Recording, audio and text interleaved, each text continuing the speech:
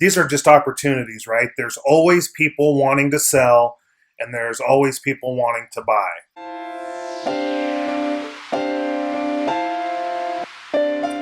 Hello, everyone, and welcome back to the Tat Nation podcast. My name is Connor Phelan. I am the Director of Marketing here at the Top Agent Team, joined today by Kyle Nash, Director of Onboarding, and Rip Ramsey, Ground Zero. How's it going today, boys? Going well. Happy Tuesday. Right on. So let's talk about the markets. Kyle, you got the numbers? I do, yeah. So last week we were at 2140 for all actives, and we took a little bit of a dip this week, about 1.5% dip. So right now we are at 2,107 active listings. So again, down about 33. And then for new listings, we're actually down about another 1.5%. So what that means to me is, again, we've got a lot of homes that have gone pending or they closed last week.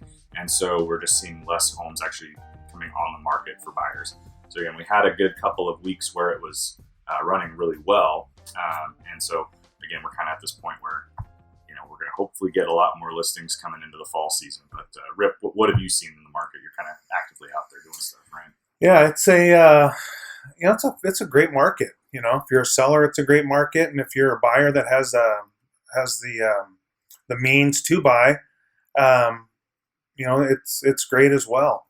I think with the lack of inventory a few weeks ago, what had happened when that inventory actually built up, those buyers actually had choices, still competitive, but they still had a few more choices, and those homes that went on the market just a few weeks ago, sold. So, yeah, they're going pretty quick. I guess, can you talk a little bit about when you're making offers? What's that competition like? Are you talking with the listing agent and kind of knowing how many offers are you up and competing against? Yeah, it's good that's a great question, Kyle, because you have to have some knowledge so you can pass that on to your buyers.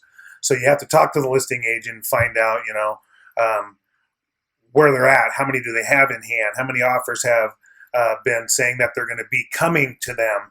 And just kind of talk about with that listing agent what's important to the seller. Whether it's a longer close because maybe they have to find a place they have to go to live, or it doesn't really matter. A quicker close because they're leaving the county anyways. But that conversation with that listing agent, in my opinion, is pretty pivotal. Because one, you're going to do a cross sale with, and you want to get to know them, and two, you want your offer to stand out. So the more information you can get from them to help your buyer in this market is invaluable. Yeah, and that's just something Rip was touching on. Is you're kind of talking about ways to make your offer competitive. I know that that's something that we do here a lot at Top Agent Team. We're training up our agents to say, hey, these are some things that we've found with making offers in this market that can help buyers win out, against those 18 to 20 other offers they may be up against. And that's something I think we're really passionate about, doing that kind of training for agents because, to be completely honest, if we can't get agents that accept offers, then they're not getting paid. They don't get any deals. And then also buyers aren't happy. They don't get a house. So, it all kind of comes full circle. And I think there's also part of a salesmanship that we have to sell listing agents on our clients too. So I think we do. I think that's a huge part of this market. So if you're interested in kind of knowing sort of some of our methods and what we're doing to train our agents up and get offers accepted, reach out to us. We'd love to help you guys out. So. I got a question here for the both of you. So why are home prices going up during a time some journalists call a depression or a recession? Fake news. Fake news. Is it fake news, though? I mean, unemployment's at 20-30% right now. Yeah, I mean, we have to realize what's been going on, in the world in the last couple of months. I wasn't around during the last Great Depression or whatever in the 20s, so it's kind of hard to really judge what's happening right now because I think honestly a lot of it's just reactionary to what's happening in the world, and so I don't see home prices are still going up, and that market, I mean, people still are going to need a place to live. So to me, I don't see it as, the economy is tanking or anything like that, or even a recession or depression or whatever.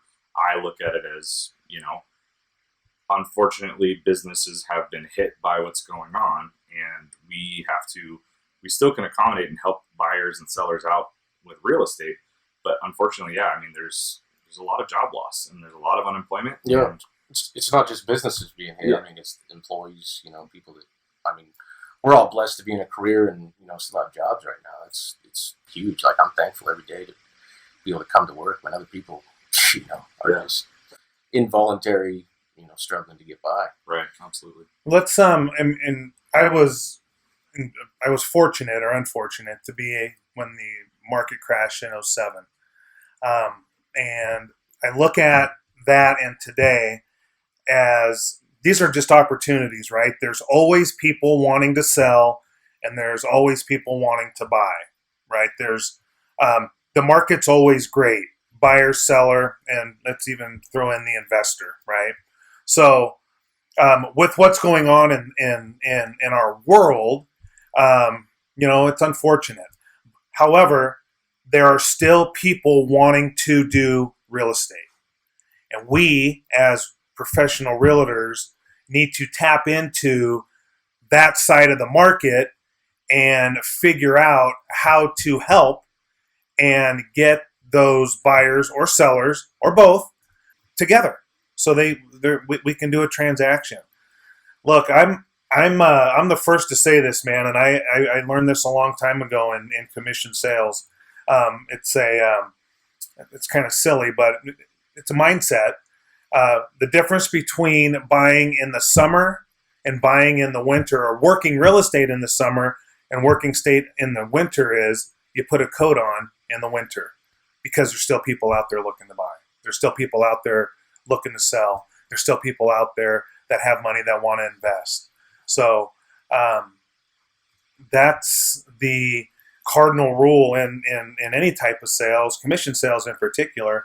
You just got to work. You have to work and craft your skill, craft your knowledge about who's doing what, who's buying, who's selling, who's investing, and do your best to get out there and find those folks and help them.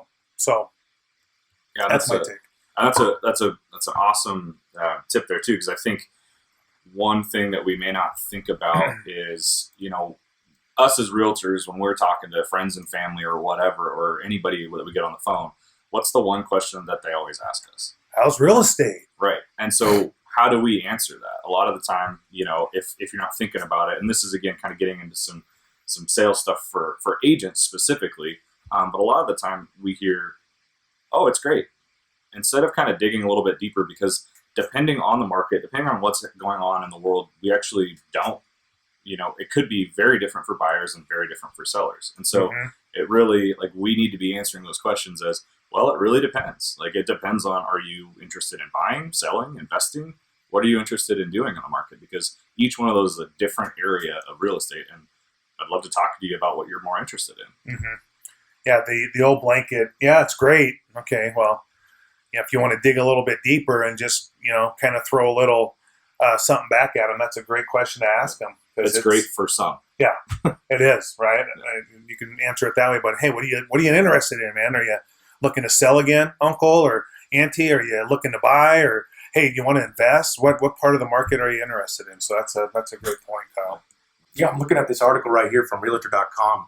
Took it right off the page here. It says pending home sales have jumped 44.3% in May, the largest month-over-month increase since 2001.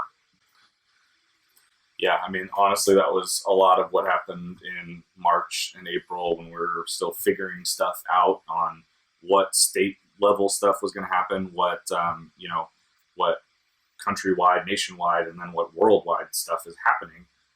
People started to get a little bit more acclimated to what was happening, and then now we can kind of go back. So I think it was a lot of pent up. Nobody wanted to do anything in that March to beginning of April, and then all of a sudden it was just like, hey, we figured it out. Let's get it done. Yeah. So is that kind of what you saw, right? Yeah, definitely, man. Definitely. Well, I think mortgage rates play a part in that too. Absolutely. You could get a loan for nothing if you got good credit. nowadays, from what I understand. Yeah, I mean, I get not emails. nothing, but pretty low. Not nothing. Yeah. Not nothing. Historically low. Yeah, very historically low. That's a good way to put it. Very historically low. So, Yeah. and I think those people, that 44% increased in May, you said. Yep. So, and we're in what, August now. Mm-hmm. So I think Kyle hit it right on the head too. It's like all those people were just kind of they were frothing, man. They wanted to buy, right? But they just didn't know what was going to happen. Could they go look at a house? Couldn't they do this? Couldn't they do that?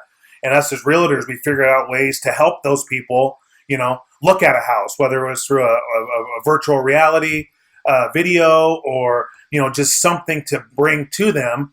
And they go, God, I love it. Let's buy it. We just figured out a different way to process a home sale. So we adapted. We did very quickly. We had to. And you know what? And some people didn't. And that's kind of sad. And it goes back to what I said earlier, man. It's like during any time, every time in real estate or every time in sales, this is the mentality you got to have. It is great. It's great for someone.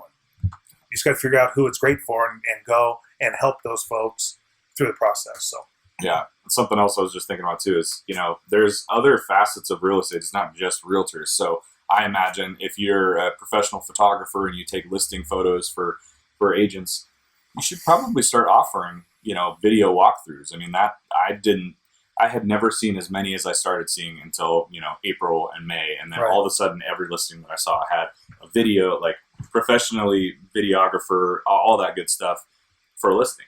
Yeah, doesn't matter the price point. It was just done because they just did it, and they were like, all right, we gotta make it so livable for people that we can actually go through, walk through the house, because who knows? I don't know if I'll be able to walk through the house. Right. And that also helps out with people that are moving in from other states. We also get a lot of that too. Definitely. So, yeah, very, very much so. I mean, I have the statistics to Google Analytics, and people in Seattle, Portland, California, record numbers on our site. Yeah. Looking at homes. That could be another factor of price going up as well. Yeah. People want to move here. Well, people are willing to, in other areas where the average home price is quite a bit higher, what's actually really happening is they're taking that equity out of that house, and they're able to come in and see, they're able to pay $20,000, $30,000 over the list price because they have that equity saved up in cash because of what they just sold back over in some other area where it might be a higher price point. So, sure. I mean, I don't know if you have any more to say on that. Taking that equity out of Seattle and coming here to Spokane and paying cash for a house is. I mean, we've had people from California that had a $750,000 house in California or something, maybe even more, and then they sold that house and came up, bought a house cash, and then also bought another house, not cash, but they took a mortgage out so that they could have a rental as well. So that's happening as well, and there's just a lot of stuff going on. So yeah, it's cool. What else you got, Connor? That's all I got. All the questions and stuff I wrote down. Dan Peck, winner of the Traeger Grill. Congratulations. Thanks, Dan. Yeah. And we're going to be doing more of those on this page. So if you guys are following the podcast, following the page, watch out for those, because we're cooking up some things here on the podcast too to get some local businesses and things like that on the show, and giving away some stuff and just helping people. That's what we do here at Top Agent. So you guys got anything to? We're good. Yeah. Thanks for watching. Thank you. We'll see you next week.